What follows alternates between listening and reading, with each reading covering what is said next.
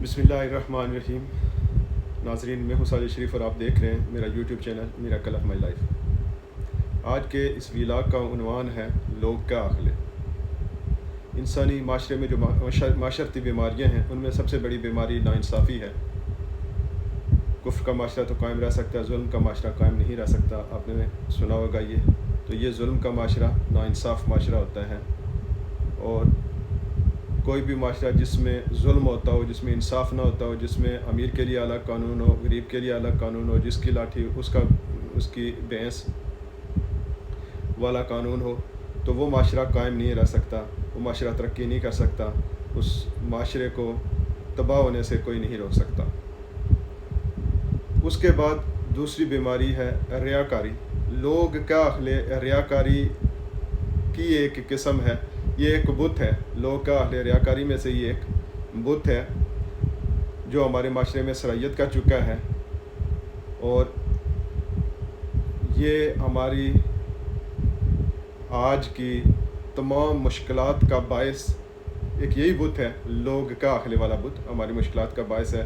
آپ نے دیکھا ہوگا کہ اگر کوئی آدمی غریب آدمی ہے، اس نے اپنے بچوں کی شادی کرنی ہے تو وہ سب لوگوں سے قرض لیتا ہے، ادھر ادھر سے قرض لیتا ہے، اور پھر قرض میں ڈوب کے شادی کرتا ہے۔ کس لیے؟ کہ لوگ کا عقل، شادی بڑی کرنی ہے، لوگ کا عقل، ورنہ لوگ کا عقل زیور زیادہ دینا، ورنہ لوگ کا عقل جیز زیادہ دینا، ورنہ لوگ کا عقل۔ اسلامی تعلیمات کو نظر انداز کیا جاتا ہے اور صرف اس بات کا خیال رکھا جاتا ہے کہ لوگ کا عقل۔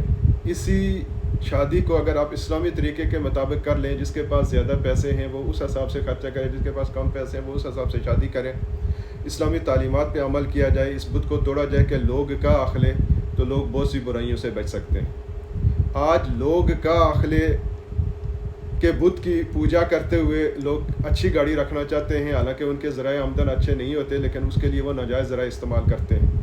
آج لوگ کا عقل کے ذریعے تمام آفیسر جو ہمارے سرکاری عہدیداران ہیں وہ ناجائز کام کرتے ہیں۔ رشوت ستانی کا بازار گرم ہے، اس لیے کہ گھر بڑا ہونا چاہیے، گاڑی بڑی ہونی چاہیے، بنگلہ ہونا چاہیے، زمینیں ہونی چاہیے، جائیدادیں ہونی چاہیے، لوگ کا عقل کے بت کے لیے۔ باقی کوئی اور تو سبب نہیں ہے، صرف لوگ کا عقل کا بت ہے۔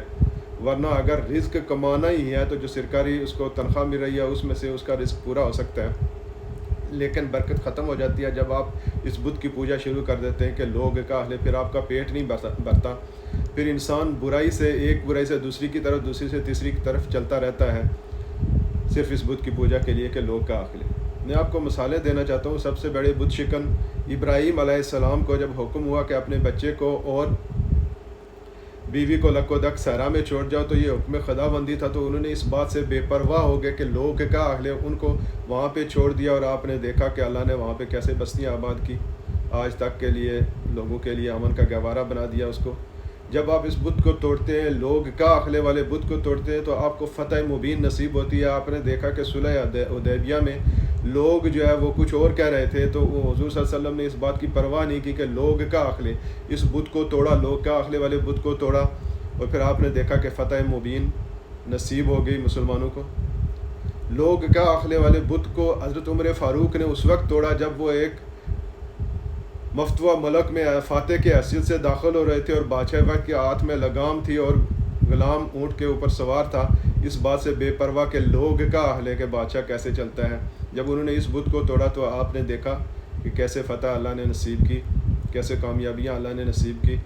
تو یہ لوگ کا عقل والا بت جو ہے وہ ہمارے معاشرے میں سرایت کر چکا ہے۔ آج ہم اس لوگ کا عقل والے بت کی پوجا کرتے کرتے اتنے آگے چلے گئے ہیں کہ ہر چیز ہمارے لیے مشکل ہوتی جا رہی ہے، شادیاں مشکل ہوتی جا رہی ہیں، جنازے مشکل ہوتے جا رہے ہیں، ہمارا رہن سہن، طرز معاشرت مشکل ہوتا جا رہا ہے، اور پھر دیکھ رہے ہیں آپ کے معاشرتی جو برائیاں ہیں تمام وہ اس صرف لوگ کا عقل کی وجہ سے پیدا ہو رہی ہیں۔ حتیٰ کہ یہ جو جنازہ ہوتا ہے، لوگ اگر کوئی جنازے میں نہیں جائے تو اس کے گھر والے اس کو یہ نہیں کہتے کہ یہ جنازہ پڑھنا فرض کفایہ تھا، آپ نے پڑھا کیوں نہیں، بلکہ یہ کہیں گے کہ لوگ کا عقل تو کر لیٹیا نہیں۔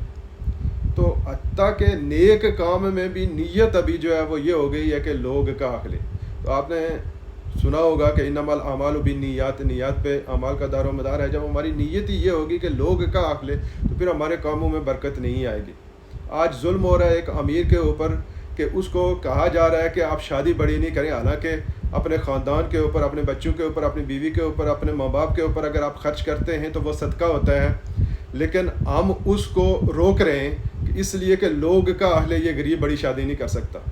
تو ہم جب لوگ کا اہل والے بت کو توڑیں گے، جس کے پاس جتنی استطاعت ہے وہ اس کے مطابق شادی کرے، جو اسلام نے حکم دیا اس کے مطابق ہونی چاہیے. کہیں پہ آپ پہ پابندی نہیں ہے کہ آپ اتنا زیادہ کریں اتنا کم کریں، آپ اپنی استطاعت کے مطابق کریں. حتیٰ کہ آپ کے پاس پیالہ اور کمبل ہے، اور اگر آپ کے پاس اونٹ کی زین ہے، گھوڑے کی زین ہے، تو آپ وہ بیچ کے بھی جو ولیمہ آپ کرنا چاہتے ہیں تو وہ کر سکتے ہیں. ہمارے پاس مسالے موجود ہیں، بجائے اس کے کہ ہم لوگ کا اہل کے لیے امیر پہ بھی ظلم کریں اور غریب پہ بھی ظلم کریں. تو ہم نے اس کو روکنا ہے، اس معاشرتی برائی کو ہم نے روکنا ہے. اگر ہم اس معاشرتی برائی کو روک دیں گے تو ہمارا معاشرہ امن کا گہوارہ بن جائے گا، ہماری زندگی میں مشکلات آسان ہو جائیں گی. اور پھر دکھاوے کو اگر ختم کریں گے، اللہ کی رضا کے لیے اگر آپ کریں گے تو پھر آپ کو فتح مبین بھی نصیب ہوگی. تو اس لیے آپ سے گزارش ہے کہ آپ اس نظریے پہ سوچیں، ان خطوط پہ سوچیں. یہ آپ کو ایک سوچ دینے کی کوشش کر رہا ہوں میں کہ ہمیں یہ بت توڑنا ہے، لوگ کا اہل والے بت کو ہم نے توڑنا ہے، اور جو کام بھی کرنا ہے وہ رضائے الہی کے لیے اور احکامات الہی کے مطابق کرنا ہے.